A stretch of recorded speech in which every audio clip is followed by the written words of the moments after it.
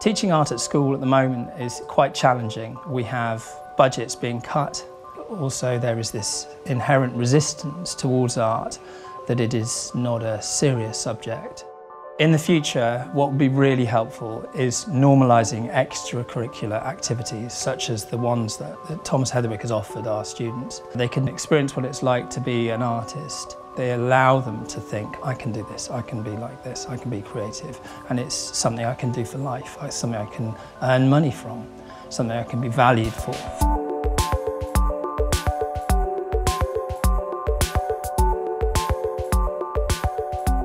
Everybody, welcome. Really lovely to have you here. My name's Matt, and I'm with my friends and colleagues. We're going to run this session today, and we hope you'll have a brilliant time. Be really creative for 2 hours, and then take that passion away with you, get it back to school, and maybe do different things in your life because of it.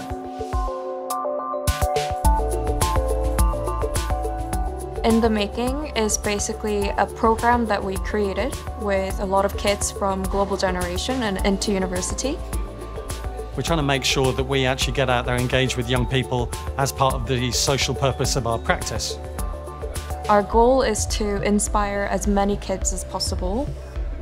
We need to get the government to actually say that this is an essential part of a young person's education. First thing we did was show what you was working as, what you do and why you do it. And then after that we got to design, build and then like show off something that we made. We were given 3 words and we had to use those words to design our project. The last part of the workshop is where we show the kids our personal creative journey, how we all had different paths that led us to work in this place that we love. And we want to inspire them to find their own path. What we're going to do here is target 11 to 14-year-olds. We think that actually most of the creative education at the moment is too little and too late. We need to get people early before they've even decided what their GCSEs are and kind of go, actually I want to do creative stuff and science, and to understand that creativity is the bit which is really unlock all of their future success, whatever they want to do.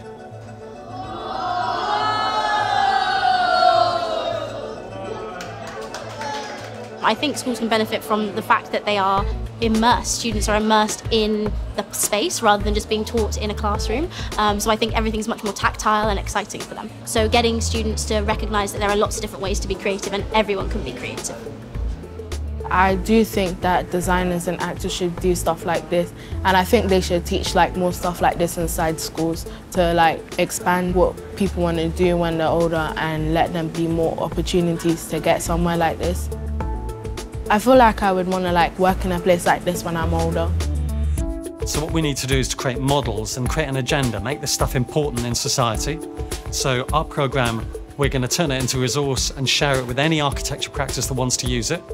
And we're also going to try and get into government and try and encourage them to make this something that schools are assessed against, because that's what will turn on the tap. Then we've got more supply from the sector, from architecture practices like us, and more demand from schools, and then we're really at the races.